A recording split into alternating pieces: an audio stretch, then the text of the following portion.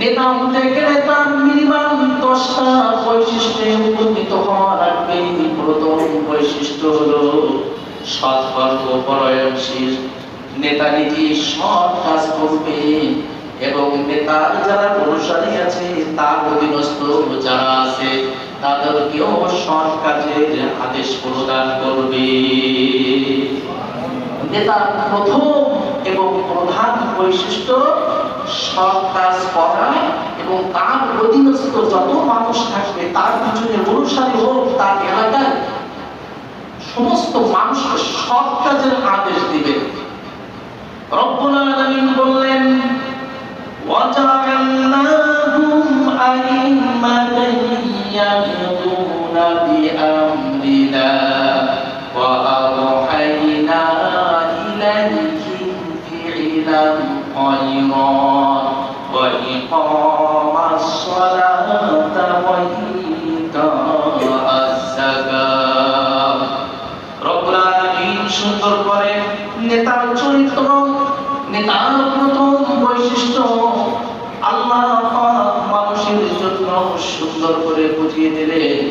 যারা সমাজের নেতৃত্ব দিবা, যারা সমাজের লিডারশিপ হবা, তোমাদের প্রথম বৈশিষ্ট্য হলো আমি তোমাদেরকে নেতা বানিয়েছি, আমার জীবন বিধান অনুযায়ী তোমরা নিজেরাই চলবা এবং তোমার অনুসারীদেরকে চলার জন্য নির্দেশ প্রদান করবা। কে বললেন কথা? আল্লাহ বললেন। এটা আমাকে বানানোর কথা? আমি নিজেই সৎ কাজ করতে পারবো। আমি নিজেই সিগারেট খাই, গাঁজা খাই, ইয়াবা খাই, সুদ খোর, মদ খোর, জেনা খোর, এমন কোন মঙ্গ কর্ম নেই যে আমার দ্বারা সংগঠিত হয় না। প্রকাশ্যে গোপনে, ইন্টারনাল এক্সটার্নাল। নেতা দুই ধরনের চরিত্র, মঞ্চে একরকম চরিত্র, রাতের আধারে আর একরকম চরিত্র। হয়তো এদিকে নাই, কিন্তু আমাদের ওদিকে আছে।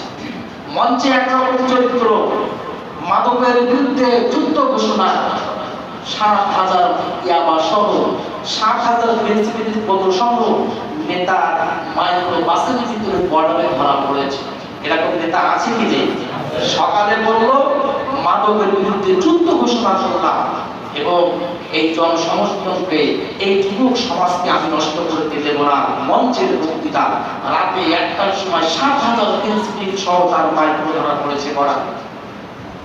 তাহলে এটা কোন ধরনের নেতা? মুনাফিক ধরনের নেতা। বলে আর করে আর।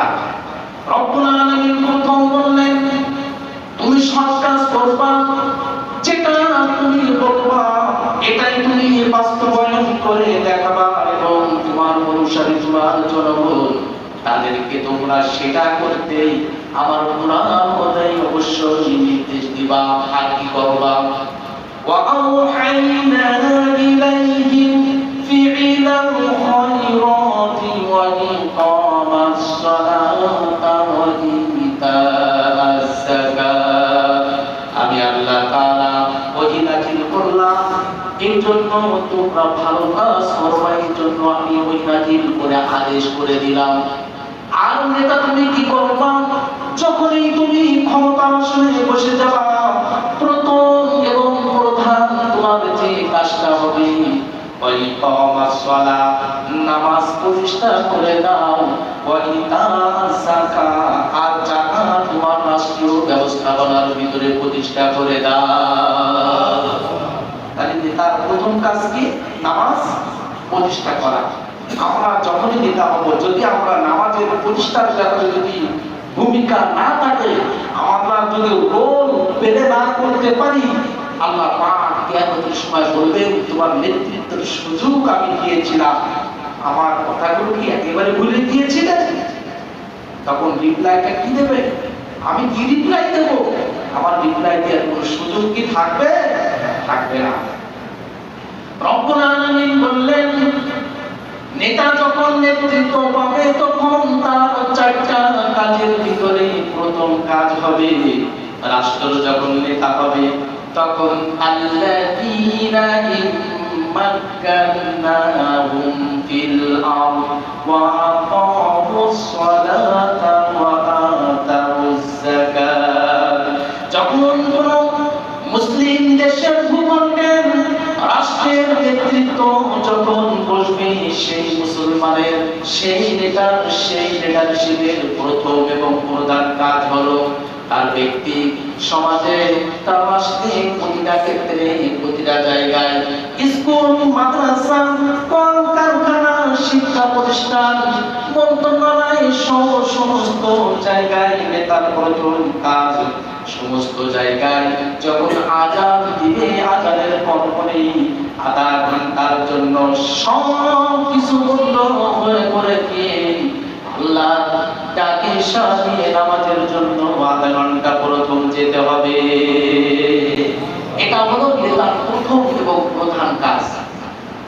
কারণ হলো যদি আপনার দায়িত্বশীল যারা তাদের যদি নামাজের অভ্যাস করতে পারেন, তাহলে সমাজে যারা দায়িত্ব পালন করবে, রাষ্ট্রীয় দায়িত্ব যারা পালন করবে, তারা ছাগল কাণ্ড ঘটাবে না।